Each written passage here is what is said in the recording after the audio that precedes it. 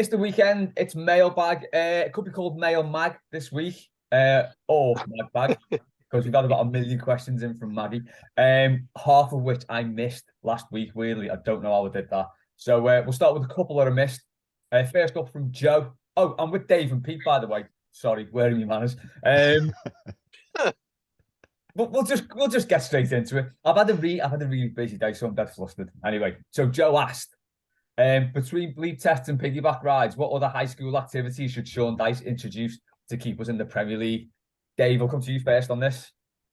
When I saw this, I was thinking like there weren't that many different things sport-wise that you get thrown on to do in school, but a lot of it was what you hated. So I went to Merchant Taylors and then ended up at Hillside, which anyone who's listening from that area is in Bootle, Breeze Hill in Bootle.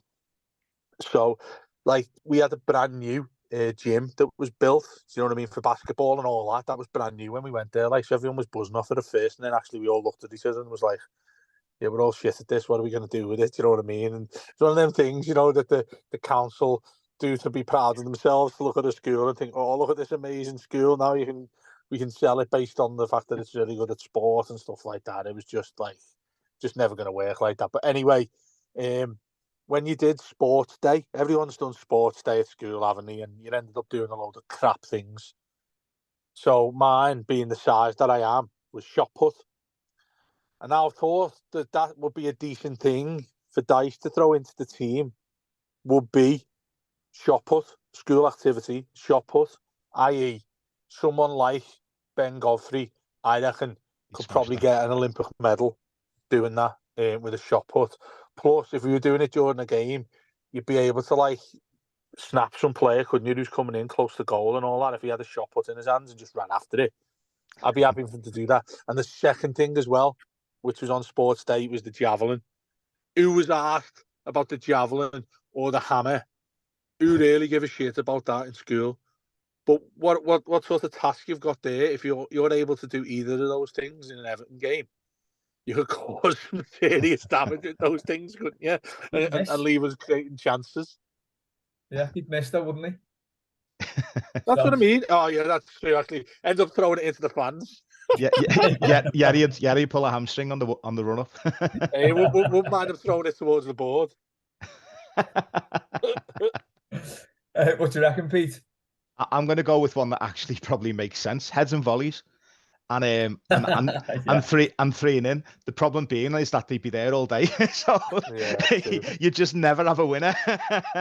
Yeah. Would you remember, just to clarify what you just said there, heads and volleys?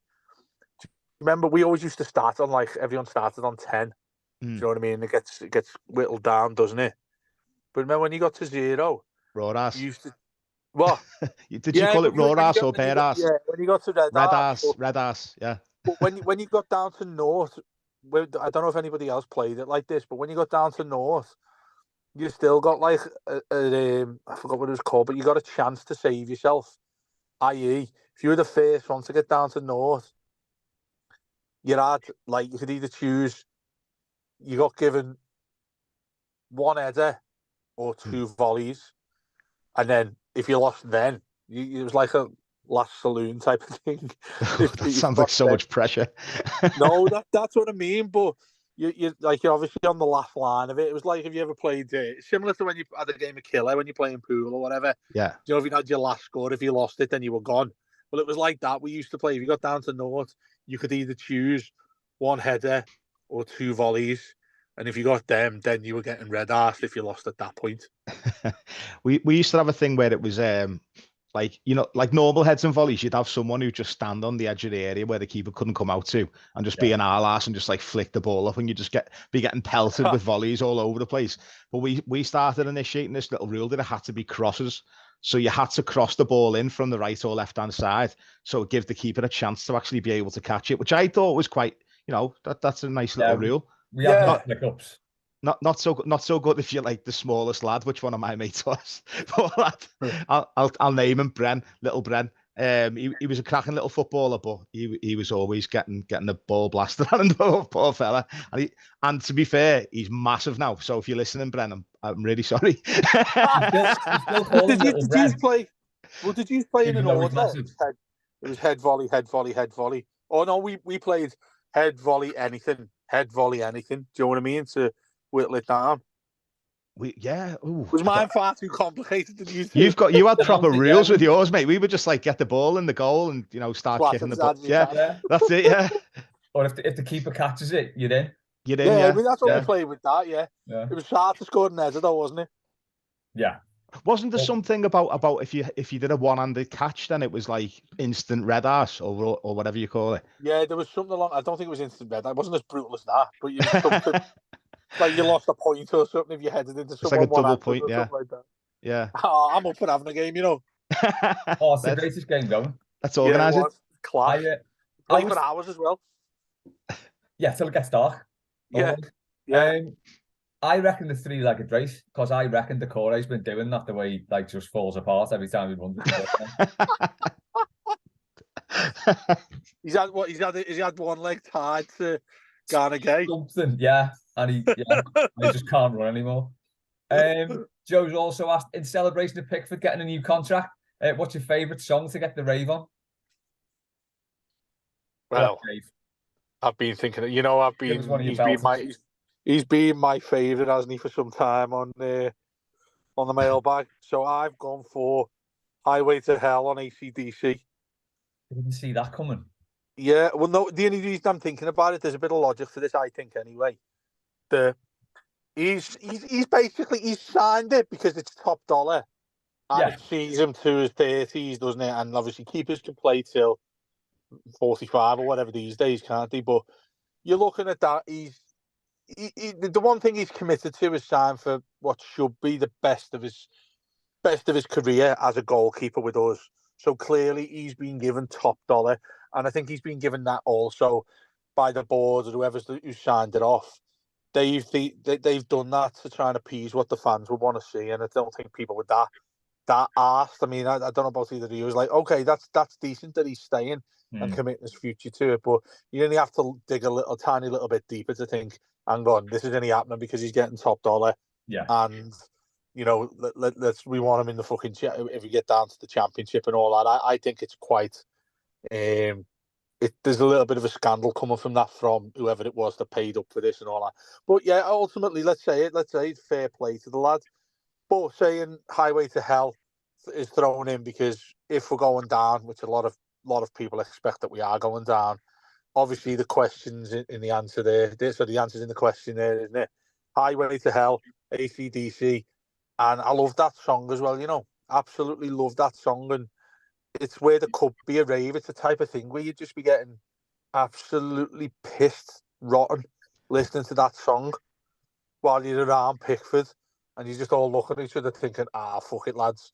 Let's just get smashed and not be asked what happens with this football club anymore. Like most of us are going to be after that last game of the season.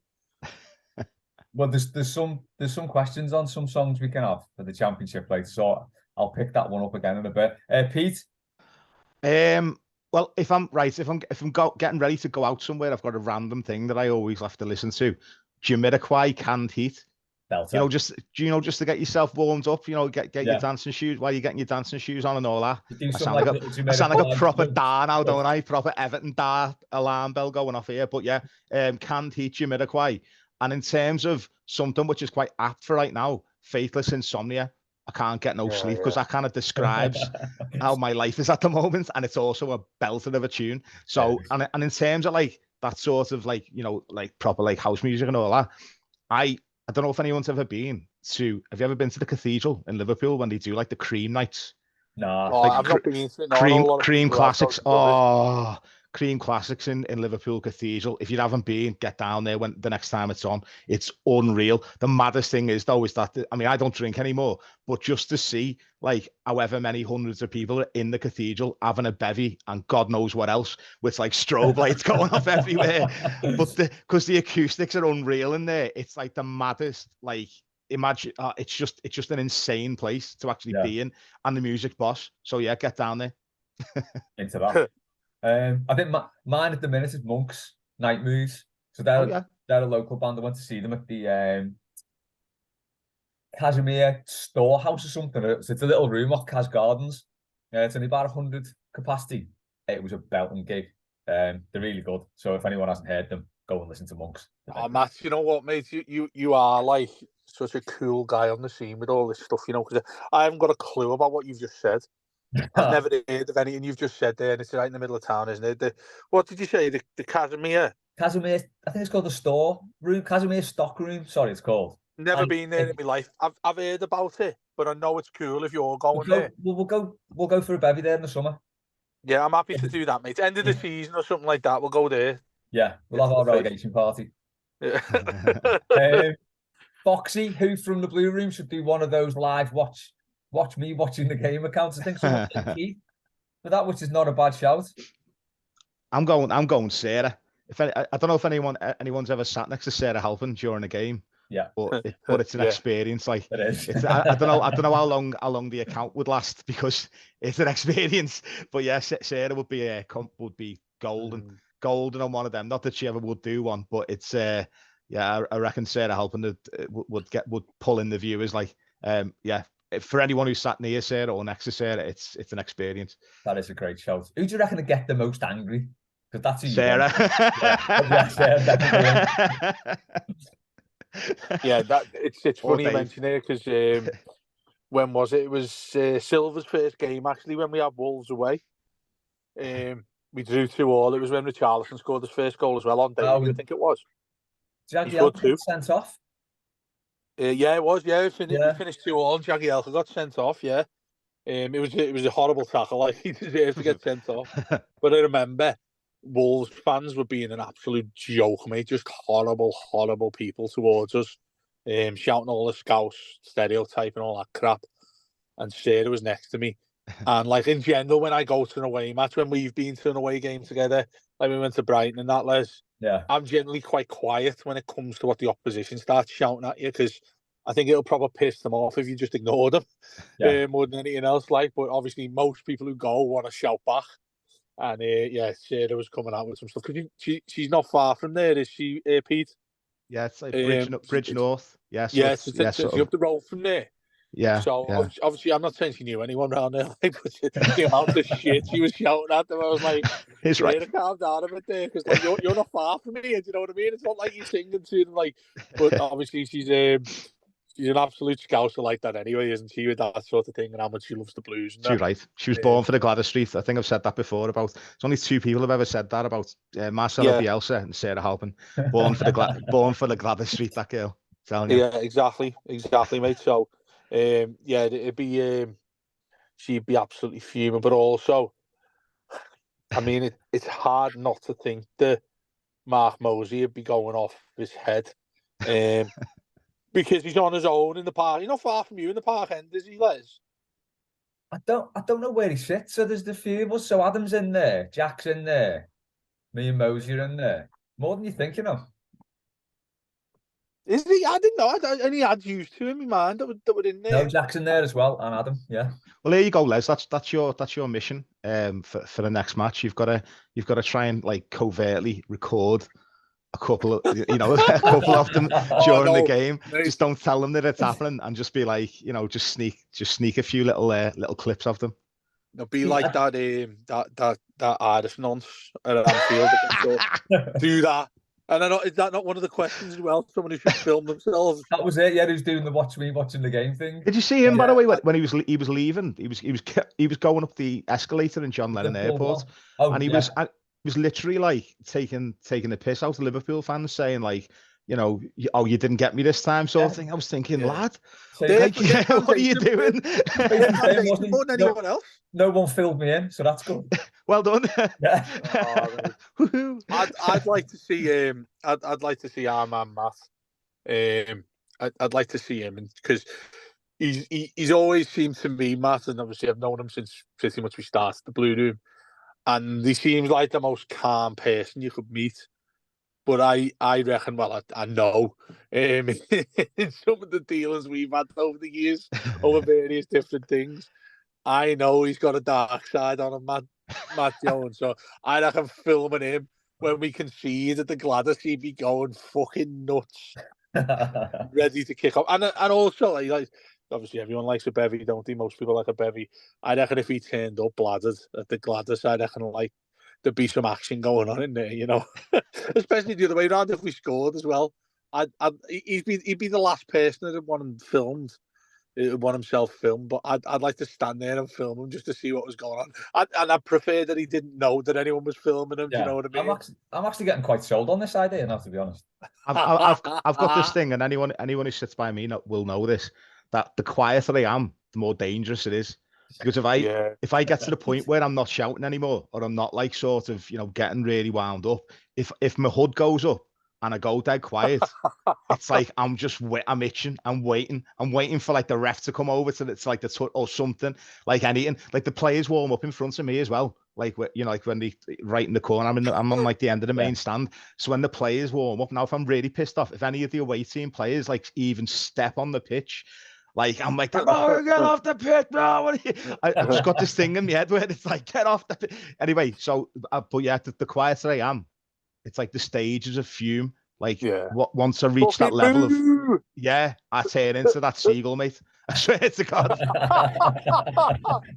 Well, it's funny because where I sit, where I'd sit over in the corner side where they have the the box for the BT team, the commentary team, and all that on the telly.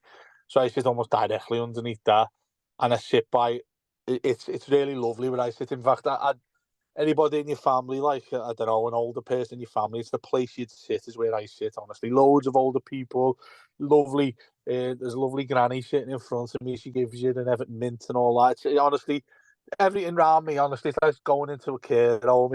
It's great. It's fine. But the best things in here is where there's like you can almost point out the seats where there's not a season ticket fan there. It's the ones that they just sell. And some of the people that come in and start yelling absolute shite, but proper going out, brutal stuff gets shouted at either the away end, which is opposite where I sit, or which they can't even possibly be heard, but they just carry on doing it anyway. And if you look around me, you see like these older people around me just like rolling their eyes and shaking their heads and all that. It turns into Connie round by me. Proper funny. Pete, when you're leading the shouting, right, to do that one where if the corner taker doesn't put the ball right in the quadrants, it causes murder. Oh yeah. The Gladys is boss for that, Like I love my view because I'm looking right down on the Gladys Street, and it's like this fella who always goes running right to the front, and you'll see him on replays and stuff.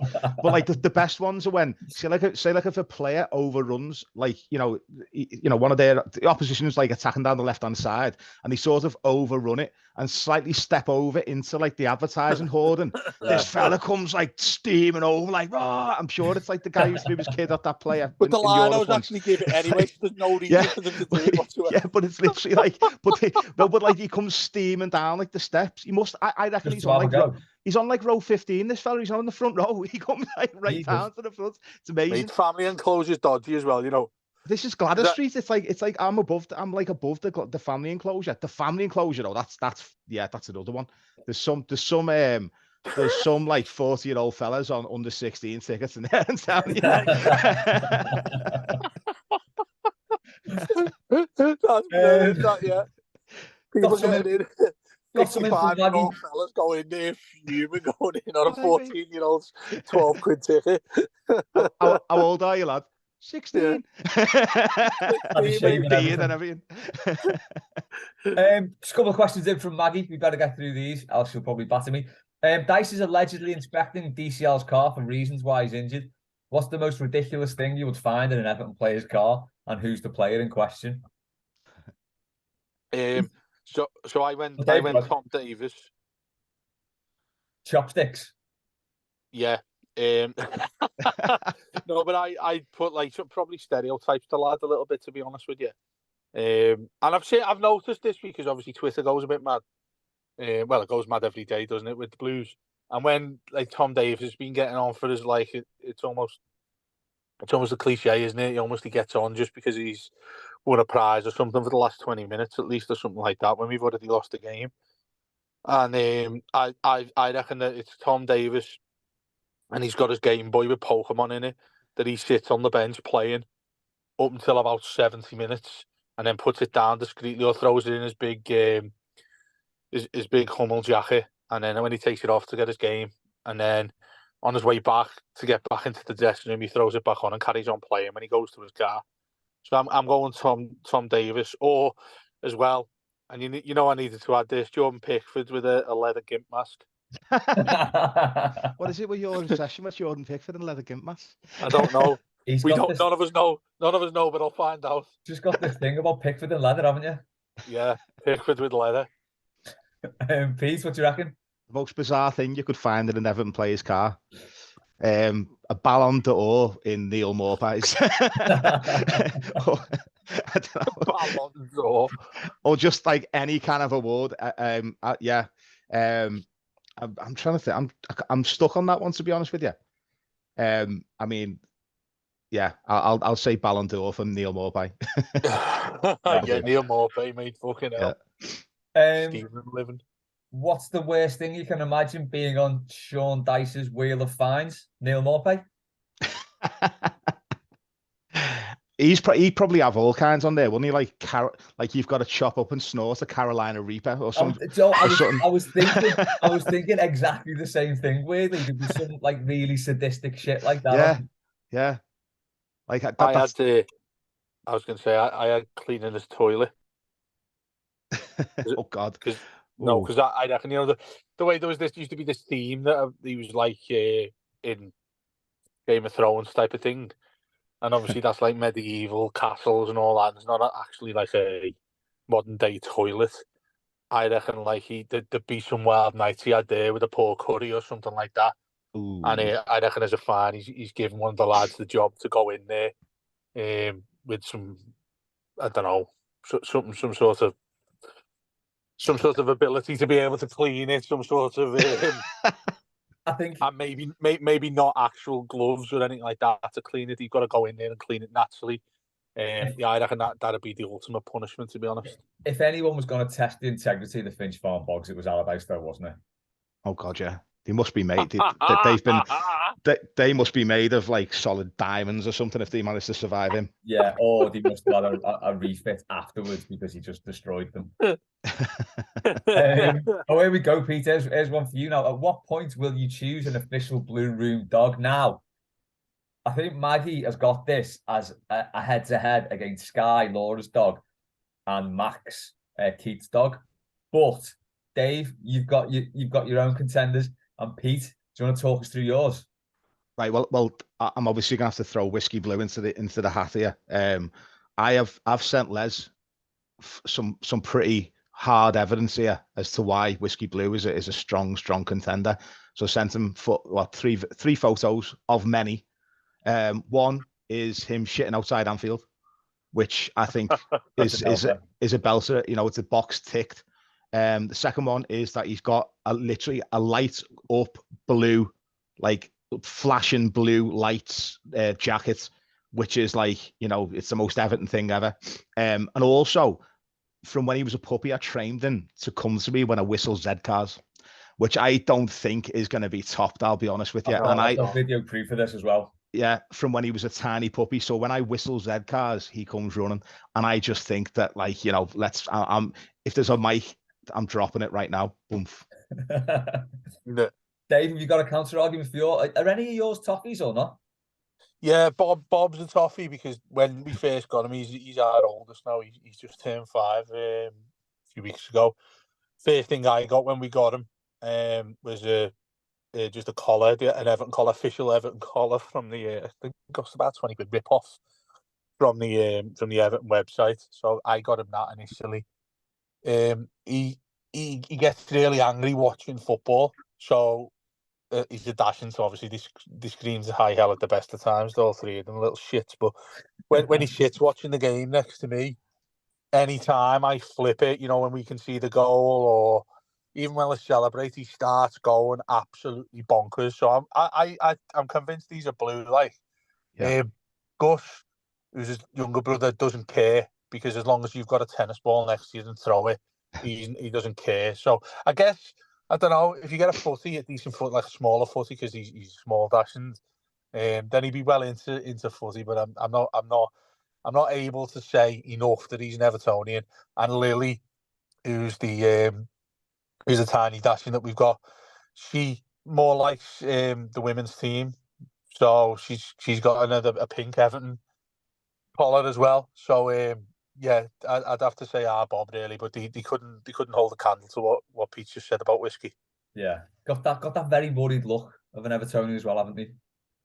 Oh yeah, They got that sort of concerned look, like what's this? Make it. I don't know. Pete will probably say the same about whiskey, but there's so many times with the dogs that even if I shout at them, so ours like screams to high hell if anybody shows up in a van outside. You know, if you've ordered something like Amazon or something like that, they go absolutely just crazy, and we can't stop them. It's impossible. They cannot be stopped. But like trying to see, but even I don't know if you're the same as well. Any who's around dogs. In fact, anybody who's listening who's got a dog, even if like when the postman comes, if they see them walking down the path, they start going nuts, and it makes me want to cry. In fact, the evidence of that right now is I am sitting in my car doing this podcast because anytime you'll have heard this, the periods will have heard this when we've done shows in the past, that I always sit upstairs in our bedroom doing them, but you can hear faintly the three of them going ape shit. Yeah. When then you've all heard it, all our listeners have heard it. You going ape shit at them as well. I know, that's what I mean, screaming at them, and I always think, it's safe, yeah, going upstairs, particularly this time of day. And I'm not joking. We just came in because me and Haley have just been out now, so I've stayed in the car. So I'm looking at our front door, and I'm about 10 yards from our front door. And as soon as we entered the close, you can hear them going nuts. And I said to Haley, look, I'm just going to sit in I'm freezing in the car here. So I'm just going to sit off in the car here because I'm not going into it. Those dogs barking. I'm actually expecting, this has got a bit mad, but I'm actually expecting Haley's granddad to come to ours in about 10 minutes time. And you will hear, whilst we're still doing this, you'll hear, whilst they're behind the closed windows right now, you will hear those dogs bark, and I'm almost certain that it'll happen. Fucking nuts. You haven't got a dog, have you, Liz? What? No, I've got a cat. No. Oh, that's right, yeah, cat. Nah, mate, that's the other side of it. We've got two cats as well, and the calm as it gets. I can't think. They're quite old now. Ours, one's 10 and one's 11. I can't think of having a cat at any point where you've ever had an issue with them, like I've just explained about the dogs there, at all. Oh yeah, they are perfectly calm animals. Just do their own thing, don't they? They just silently sit there contemplating how they're going to murder you. Yeah, exactly. Similar like Pete with a gob on in the Maggie's once again asking for mailbag karaoke. We will do it one day. So just before this part finishes, a couple of probably one word answers to two from Blue Doodler. Tuna pasta bake, any good?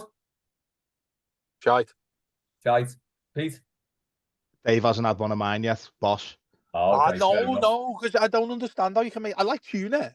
I like pasta, but not together. You like baked stuff, but yeah. Do you know what you need to throw in, by the way? Just here's a little, very quickly, grated breadcrumbs on the top, and a tiny sprinkling of garlic powder. Honestly, you'll love it. Okay, mate. I do like tuna, but and parsley. I'm going to throw this age-old argument once again, Les.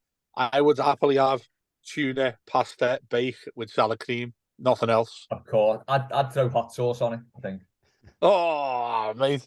And you can only think about like how much heartburn you're getting after that. That's with you for a few days, that mate. Yeah, until you get Dyche in the toilet. Fish and chips out of the paper or out of the wrapper or off the plate wrapper. Plate for me. They go soggy if you. I find that they go soggy if you leave them in the paper. Never had you down as such a fancy fella, Pete.